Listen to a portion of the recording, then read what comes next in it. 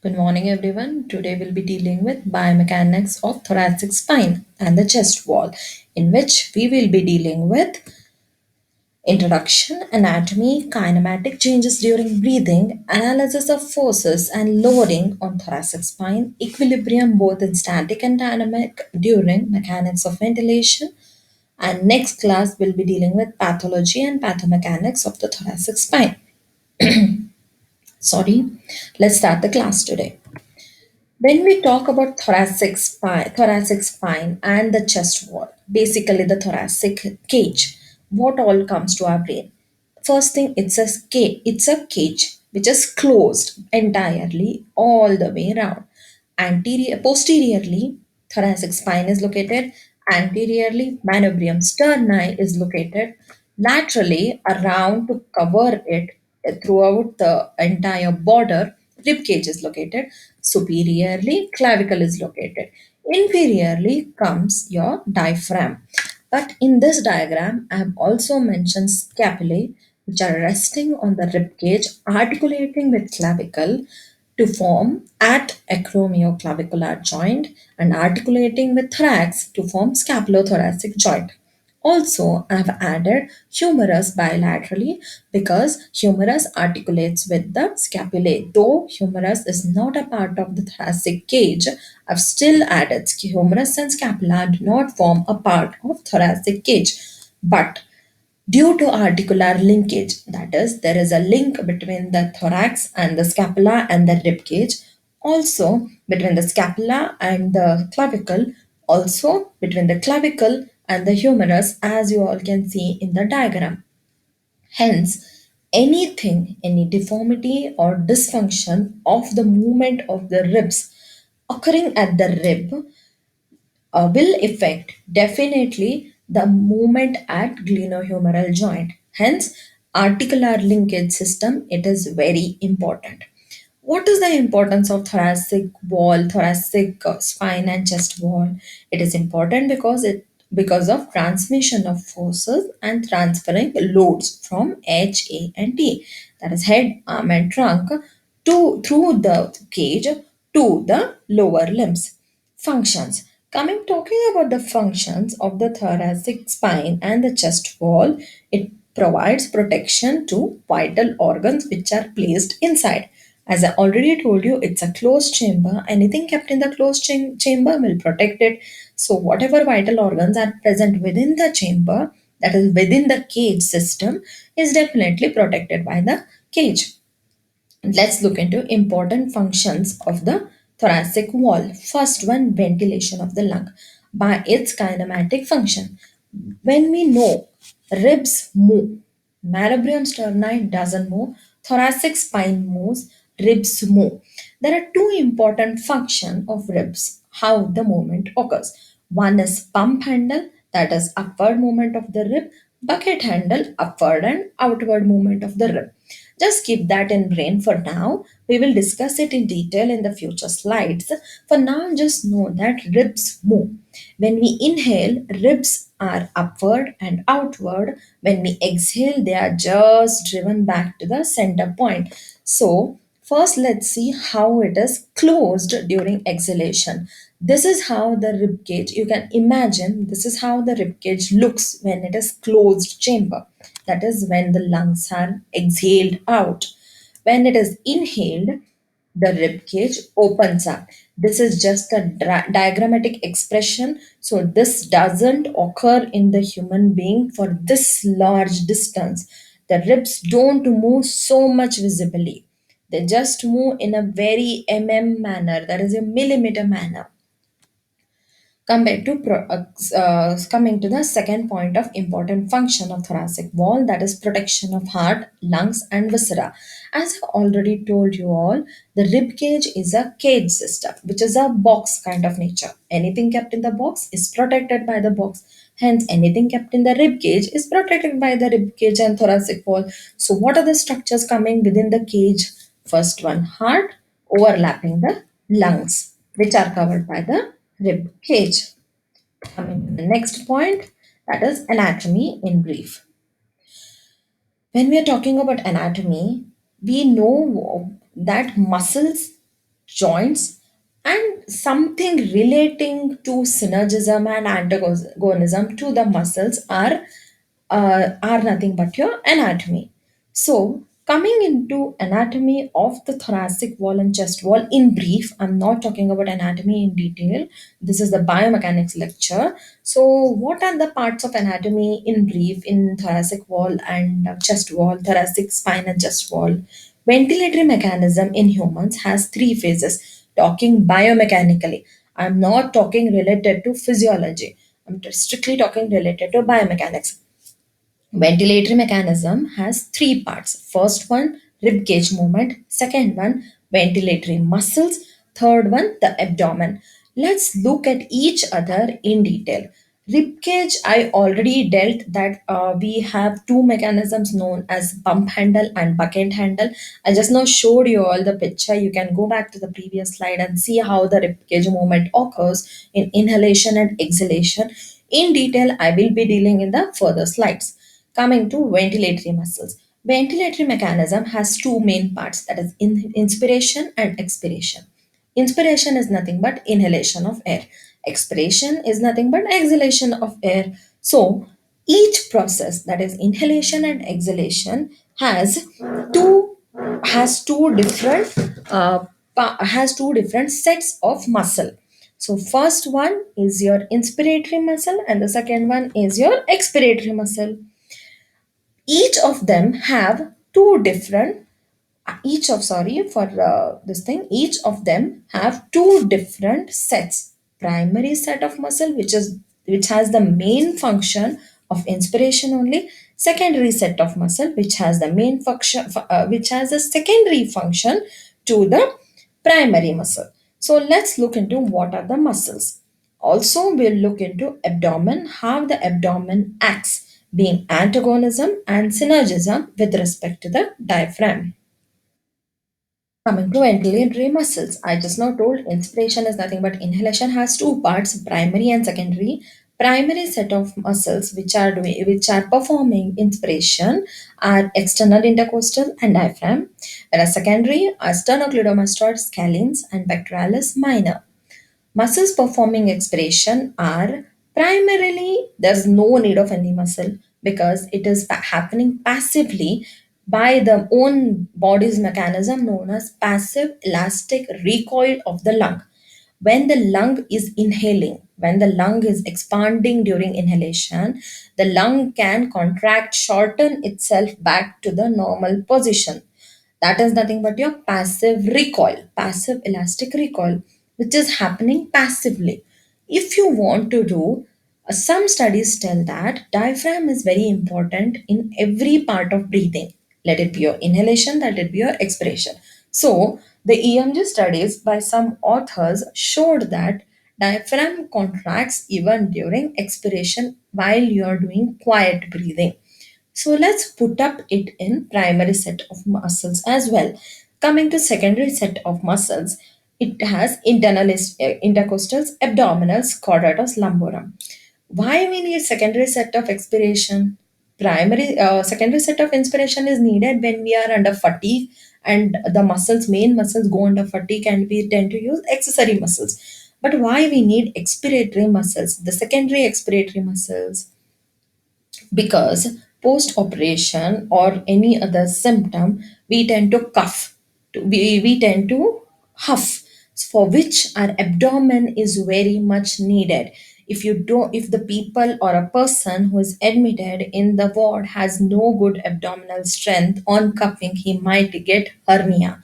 Hence secondary muscles during expiration are very important.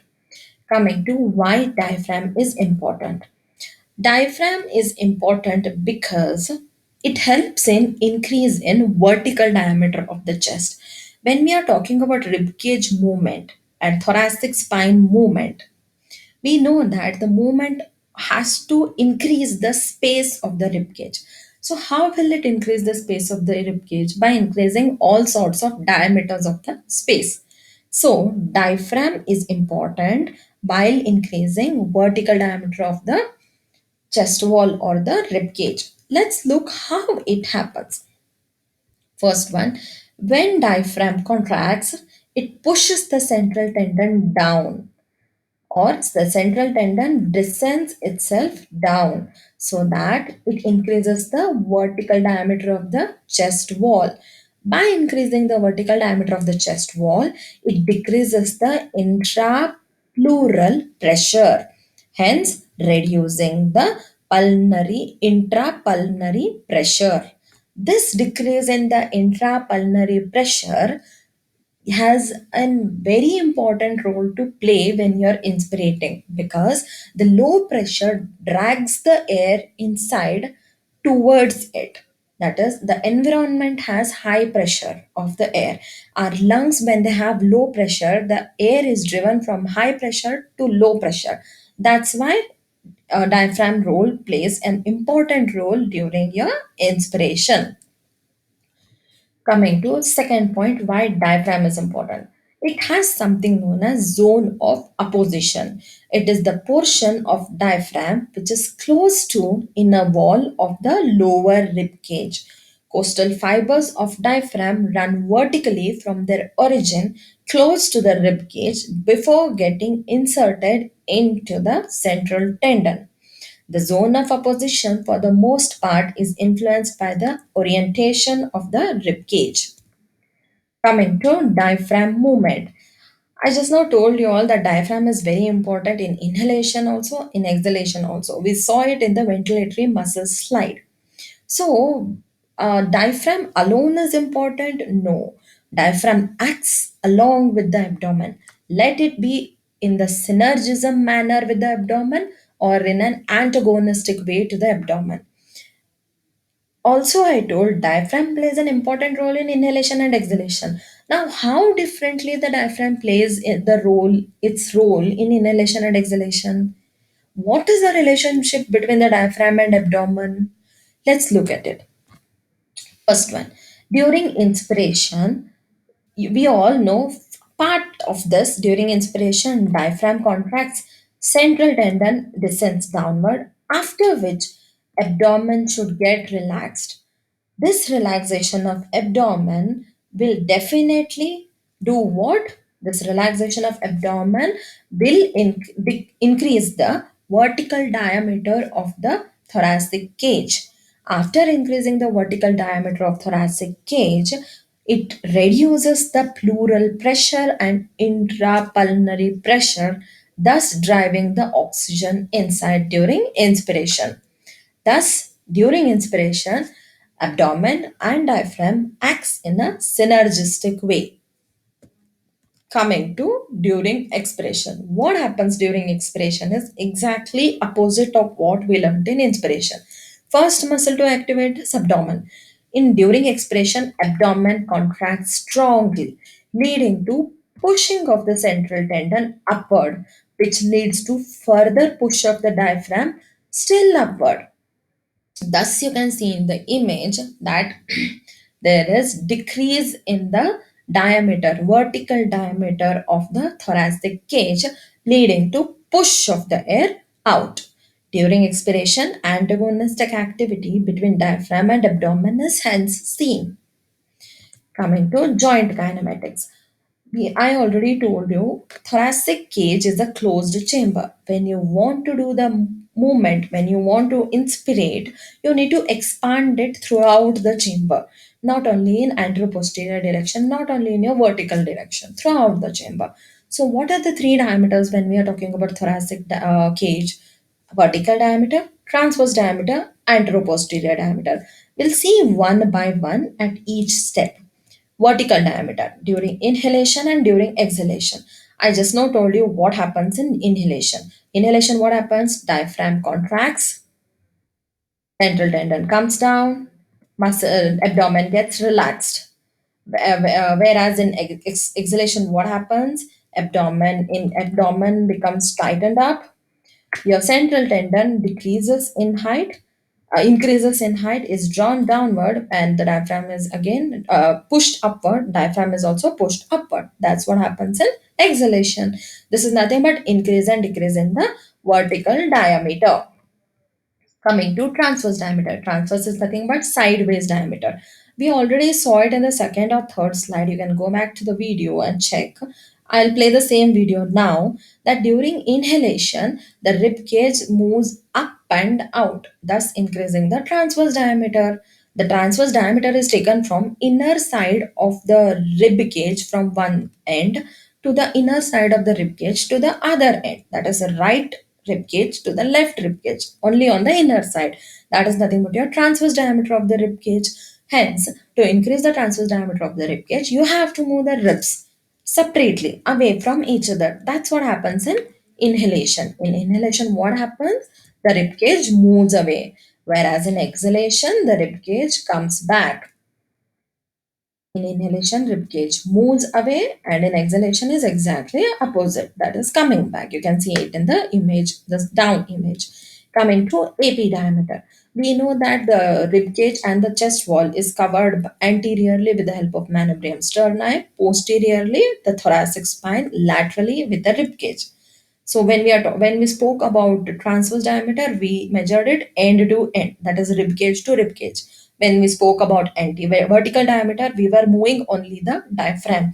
Now, when we are talking about antero-posterior diameter, that is front to back diameter, we have to measure it from the front structure to the back structure. That is nothing but your manubrium sterni to the thoracic wall. This is nothing but your manubrium sterni, and this is nothing but your thoracic wall. Keep this diagram in the brain and let's look at it in the different representable diagram on your examination paper. Draw a line which say right above and below as posterior and anterior. Draw a rib cage, one single rib cage at one time.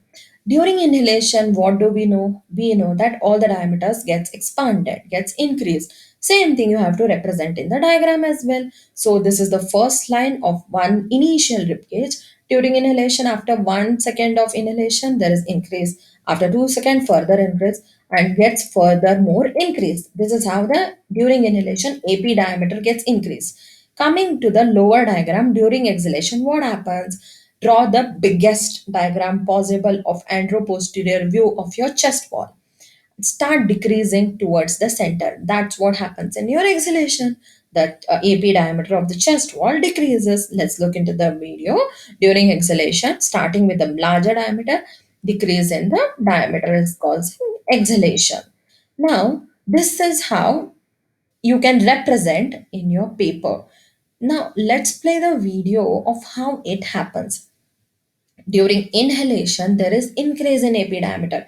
This is a lateral view of the video. Just concentrate on the top right corner part. Look how the thoracic cage moves away, moves backward when we are talking about the AP diameter.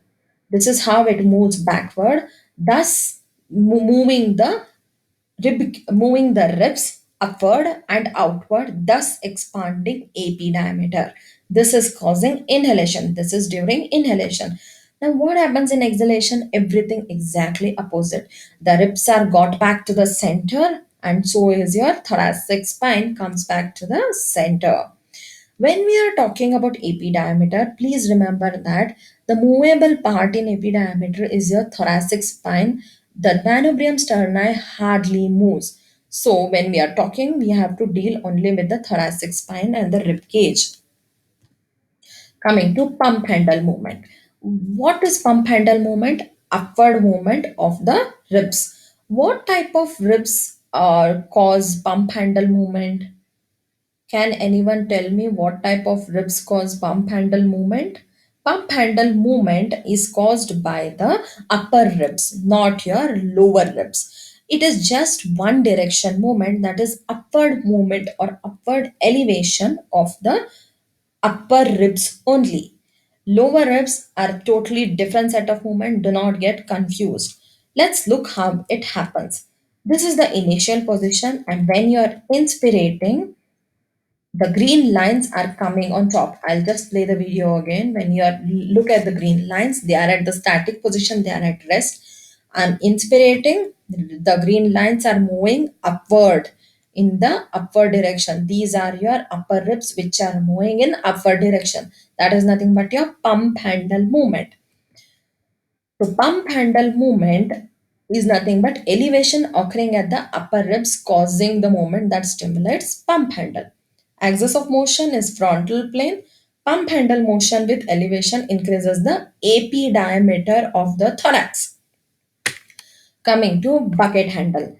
We know the bucket, when you tend to lift, it is not only upward movement of the handle, it is upward and outward movement of the handle.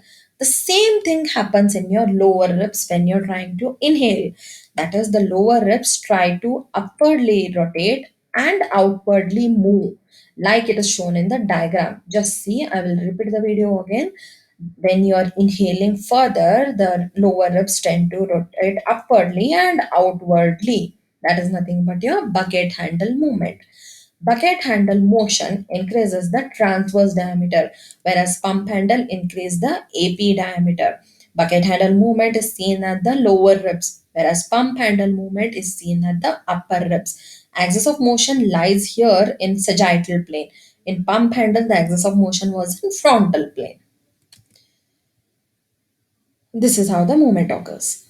Coming to reverse muscle action. Now, till now, we studied that diaphragm moves down to increase the vertical diameter, moves up to decrease the vertical diameter.